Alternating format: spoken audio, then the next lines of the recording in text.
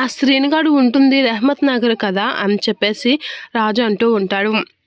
రెహమత్ నగర్ అంటే మనం నిన్న రేవతి అక్క వాళ్ళ ఇంటికి వెళ్ళాం, ఆ ఏరియే కదా అంటే అవునండి అని చెప్పేసి కావ్య అంటూ ఉంటుంది. అయితే ఆ రేవతి అక్కకి వాడిని చూపిస్తే వాడు ఖచ్చితంగా రేవతి అక్కకి తెలిసే ఉంటుంది, ఒకసారి కనుక్కుందాం, అక్కడికి వెళ్ళి ఎంక్వైరీ చేద్దాం అని రాజు కావ్యతో అనేసరికి అవునండి అని చెప్పేసి పదండి వెళ్దాం అని కావ్య రాజు అక్కడి నుంచి వెళ్తూ ఉంటారు.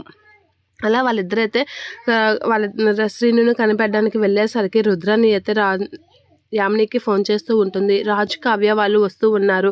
వాళ్ళు శ్రీనుని కనిపెట్టడానికి రెహమత్ నగర్ వస్తూ ఉన్నారు. ఆడిగినం దొరికాడు అంటే అప్పు నిరపరాధని నువ్వే బుక్ చేసావని ఖచ్చితంగా తెలిసిపోతుంది. నువ్వు దీని నుంచి బయటపడాలి అంటే వాడు అప్పుకి శిక్ష పడే వరకు కనబడకూడదు అని అనేసరికి సరే అని శ్రీనుకి ఫోన్ చేస్తూ ఉంటుంది యామిని. ఏమని చెప్పండి మేడం అని అనేసరికి రేపు అప్పుకి శిక్ష పడే వరకు నువ్వు మీ ఇంట్లో ఉండొద్దు, నేను చెప్పిన దగ్గరే ఉండు, నీకు లొకేషన్ షేర్ చేస్తున్నా, మా గోడౌన్స్లో నువ్వు ఉండు అని చెప్పేసి యామిని అయితే చెప్తూ ఉంటుంది. సరే మేడం అని చెప్పేసి శ్రీను అయితే అంటూ ఉంటాడు.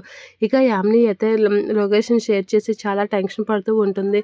వాళ్ళకి కానీ శ్రీను దొరికితే పరిస్థితి ఏంటి అని అయితే చాలా కంగారు పడుతూ ఉంటుంది యామిని.